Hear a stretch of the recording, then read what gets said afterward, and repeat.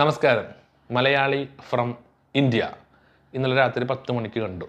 കുറേയധികം FB paid promotion cinema പേജുകളിൽ ഉയർന്നു നിൽക്കുന്ന ഇപ്പോഴത്തെ ചോദ്യമാണ് നിവിൻ പോളിയുടെ കോമഡി തിരിച്ചുവരവ്, നിവിൻ പോളിയുടെ മാസ് തിരിച്ചുവരവ്, നിവിൻ പോളിയുടെ തിരിച്ചുവരവ് നിങ്ങൾ ആഗ്രഹിക്കുന്നുണ്ടോ? ഇങ്ങനെയൊക്കെ പറഞ്ഞിട്ടാണ് ചോദ്യം. കുറേയധികം കമൻറ്റുകളൊക്കെ ഉണ്ട്.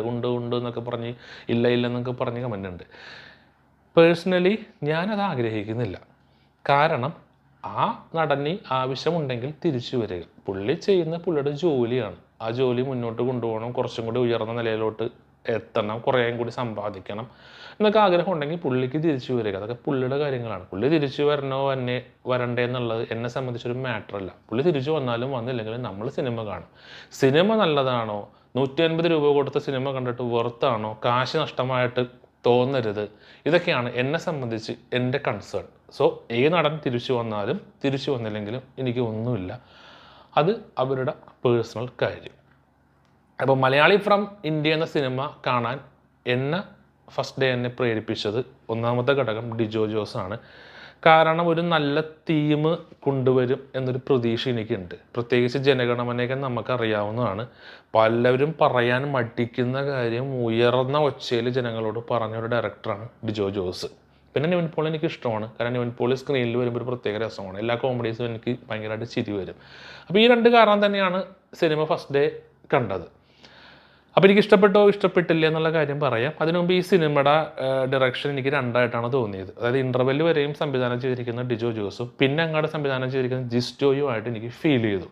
എന്താണെന്ന് ചോദിച്ചിട്ടുണ്ടെങ്കിൽ ഇൻ്റർവെൽ വരെയും ഈ സിനിമ ഇപ്പോഴത്തെ രാഷ്ട്രീയമാണ് ചർച്ച ചെയ്യുന്നത്. രാഷ്ട്രീയം മാത്രമല്ല, രാഷ്ട്രീയം, മതം, ഇപ്പോൾ ജനങ്ങൾക്ക് സംഭവിച്ചുകൊണ്ടിരിക്കുന്ന മാറ്റം എല്ലാം അടിപൊളിയായിട്ട് കാണിച്ചിട്ടുണ്ട് കേട്ടോ. ഈ സംഭവം പൊതുവെ വാട്സാപ്പിലും ഫേസ്ബുക്കിലും ഒക്കെ നമ്മൾ കാണുന്നതാണെങ്കിലും അത് എല്ലാ ആൾക്കാരെയും ഒന്നിച്ച് കൂട്ടിയിരുത്തി ഒരു ബിഗ് സ്ക്രീനിൽ കാണിക്കുമ്പോൾ അവർക്കൊരു വലിയൊരു ഇമ്പാക്റ്റ് ക്രിയേറ്റ് ചെയ്യും. എനിക്ക് തോന്നുന്നു അത് നല്ലതാണ് അങ്ങനെ ചെയ്യുന്നത്. അതുകൊണ്ട് തന്നെ ആ സീനുകളെല്ലാം എനിക്ക് ഭയങ്കരമായിട്ട് ഇഷ്ടപ്പെട്ടു. പ്രത്യേകിച്ചൊരു ബോംബിൻ്റെ കാര്യമാണെങ്കിലും ഇപ്പോഴത്തെ ജാതി മതം കുത്തിവെക്കുന്നതാണെങ്കിലും അതൊക്കെ പക്കയായിട്ട് കാണിച്ചു വെച്ചിട്ടുണ്ട്. അതുകൊണ്ട് തന്നെ ഞാൻ പറഞ്ഞത് ഇൻ്റർവെൽ വരെയും ഈ പടം പക്ക ഡിജോ ജോസ് പടമാണ്. നിവിൻ പോളി ആ സമയത്ത് അടിപൊളിയാണ്. എല്ലാ കോമഡീസും വർക്കൗട്ടാണ്. ഒരു ജോലി ഇല്ലാത്ത വീട്ടുകാരെ ബുദ്ധിമുട്ടിക്കുന്ന ഒരു ചെറുപ്പക്കാരൻ, ആ കഥാപാത്രമൊക്കെ നല്ല കിടലിനാട്ടി മനുഷ്യൻ ചെയ്തു വെച്ചിട്ടുണ്ട്. ഈ പുള്ളിക്കാരനെ അറിയാമല്ലോ, ഓരോ സീനുകൾ നിവിൻ പോളിക്ക് മാത്രമായിട്ടുള്ള കുറേ സാധനങ്ങളുണ്ട്. ഫേസിൽ നിന്ന് വരുന്ന ഒരു സാധനം, ചെറിയൊരു മൂളക്കം കൊണ്ട് തന്നെ നമുക്ക് ചിരി വരും. അതിവിടെ വർക്കൗട്ടാണ്. പിന്നെ നിവിൻ പോളി കോംബോ ഒരു രക്ഷയില്ല, അടിപൊളിയാണ്. അജു വർഗീസ് നിവിൻ കോംബോ പോലെ തന്നെ എനിക്ക് തോന്നുന്നു ഭാവിയിലും ഒത്തിരി പടങ്ങൾ വരും ഇവരുടെ കോംബോ. ഈ പടത്തിന് വേണ്ടി കുറച്ച് വണ്ണം കൂട്ടിയേക്കണ പോലെ ഫീൽ ചെയ്തിട്ടോ.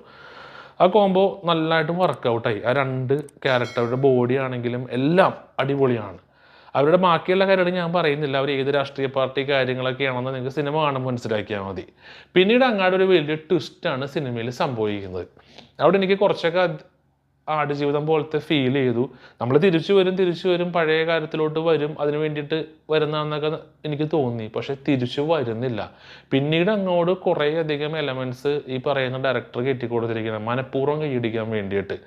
കുറേയധികം, എനിക്ക് എല്ലാ സീനുകളും എടുത്ത് പറയാൻ പറ്റില്ല. കാരണം ആരെങ്കിലും സിനിമ കാണുന്നുണ്ടെങ്കിൽ ശരിയാവത്തില്ല, സ്പോയിലറായി പോകും. അതുകൊണ്ട് തന്നെ ഒരുപാട് എലമെൻറ്റ്സ് മനഃപൂർവ്വം കൈയടിക്കാൻ വേണ്ടി കൊടുത്തിരിക്കുന്ന പോലെ തന്നെ ഫീൽ ചെയ്തു. പ്രത്യേകിച്ച് ആ പുള്ളിക്ക് അത് സംഭവിക്കുമ്പോൾ നമുക്കറിയാം ഇയാൾ രക്ഷിക്കാൻ വരും. അതിന് വേണ്ടി തന്നെയാണ് അയാൾ അങ്ങനെ കുറച്ച് നന്മപരമായിട്ട് കൊണ്ടുവന്നിട്ടിരിക്കുന്നത്. അതേപോലെ തന്നെ സംഭവിച്ചു. അവസാനവും അങ്ങനെയൊക്കെ തന്നെ ഒരു മലാല യൂസഫൈ ക്യാരക്ടറിലോട്ട് പോകുന്നുണ്ട്. അവിടെയും മലയാളനെ അങ്ങനെ മാറ്റിയെടുത്തത് ഒരു മലയാളിയുടെ സാന്നിധ്യമായിട്ട് കാണിച്ച് എല്ലാത്തിലോട്ടും കുറേ അധികം നന്മമരം കയറ്റി വെച്ച് മൊത്തത്തിൽ ഇൻ്റർവെല്ലിന് ശേഷം പടം എങ്ങോട്ടോ പോയി. തിരിച്ചു വരുമെന്ന് പ്രതീക്ഷിച്ച് നമ്മൾ ഇരുത്തി പടം വേറെ എങ്ങോട്ടോ കൊണ്ടുപോയി കറങ്ങി പടം നന്മമരത്തിൽ അവസാനിച്ചു. സോ പേഴ്സണലി എനിക്ക് പടം ഇഷ്ടപ്പെട്ടില്ല എന്നാണ് പറയാനുള്ളത്. പക്ഷേ ഈ പടത്തിൽ ഒരു അടിപൊളി സീനുണ്ട്. ഒരു മുത്തപ്പൻ ക്യാരക്ടറിനെ കിടുക്കാച്ചയായിട്ട് പ്രസൻറ്റ് വെച്ചിട്ടുണ്ട്. ആ സീൻ എനിക്ക് ഭയങ്കരമായിട്ട് ഇഷ്ടപ്പെട്ടു. ഇപ്പോൾ സിനിമ കഴിഞ്ഞ് ഇന്നലെ 1 മണിക്കാണ് വന്നത്. ഇപ്പോൾ സമയം 10 മണിയായിട്ടുണ്ട്. പിറ്റേ ദിവസം രാവിലെ 10 മണി. എന്നിട്ടും ആ സീൻ മനസ്സിലുണ്ട്.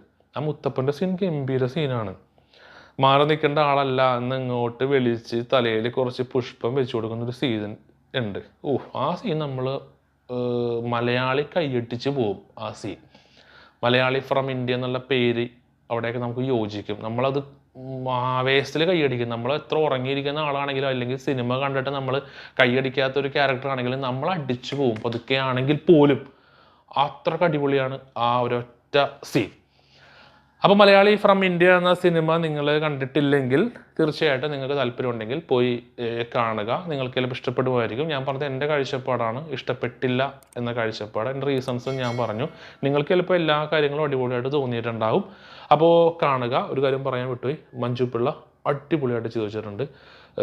ഭയങ്കര രസമാണ് ശരിക്കും. ആ ഫീലിങ്സ് അതേപോലെ തന്നെ കൊണ്ടുവന്നിട്ടുണ്ട്.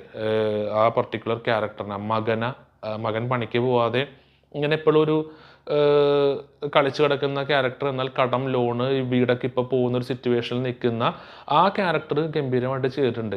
മകനെ പിണങ്ങുകയും ദേഷ്യപ്പെടുകയും തല്ലുകയും ചെയ്യുമ്പോൾ തന്നെ ഉള്ളിൽ ആ ഒരു വിഷമം ഫേസിൽ വരുന്നുണ്ട്. ഇനി എന്താവും എന്നുള്ളത് അതെനിക്ക് ഭയങ്കരമായിട്ട് ഇഷ്ടപ്പെട്ടു. പിന്നെ എനിക്ക് ഒരു സീനിനകത്ത് കൃത്യമായിട്ട് മനസ്സിലായില്ല. മെയിൻ ക്യാരക്ടറിൻ്റെ ജീവിതത്തിൽ സംഭവിക്കുന്ന കാര്യങ്ങൾ മറ്റൊരു മൃഗത്തിലും അത് കാണിക്കുന്നുണ്ട്. അതേപോലെ തന്നെ പുള്ളിക്കാരൻ കുളിച്ച് അഴുക്ക് പോകുമ്പോൾ ആ മൃഗവും അതുപോലെ തന്നെ ചെയ്യുന്നു. അങ്ങനെ വന്നുകൊണ്ടിരിക്കുന്നു. പിന്നീട് പുള്ളിക്കാരൻ ഒരു കൂടിലകപ്പെടുമ്പോൾ ഈ മൃഗവും കൂടിലകപ്പെടുന്നു. ഓക്കെ, അത് കൊള്ളാം. പക്ഷെ പിന്നീട് അങ്ങോട്ട് ഈ ഒരു സാധനത്തിനെ കാണിക്കുന്നില്ല, ഈ പർട്ടിക്കുലർ മൃഗത്തിനെ. പിന്നീട് അവിടെ എന്ത് പറ്റിയെന്ന് എനിക്കൊരു പിടുത്തവുമില്ല. അത് കാണിക്കേണ്ട ആവശ്യവും ഉണ്ടായിരുന്നില്ലെന്ന് തോന്നുന്നു. അപ്പം നിങ്ങളത് കണ്ടിട്ടുണ്ടെങ്കിൽ, നിങ്ങൾക്കത് മനസ്സിലായിട്ടുണ്ടെങ്കിൽ കമൻറ്റ് ചെയ്യുക. ഇനി സിനിമ കണ്ടിട്ടില്ലെങ്കിൽ സിനിമ കാണുക. So by.